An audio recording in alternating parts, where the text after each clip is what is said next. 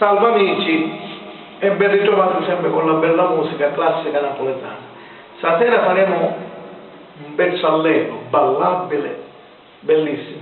Vi faccio ascoltare di Toni Bruni o Sciupa Femmine.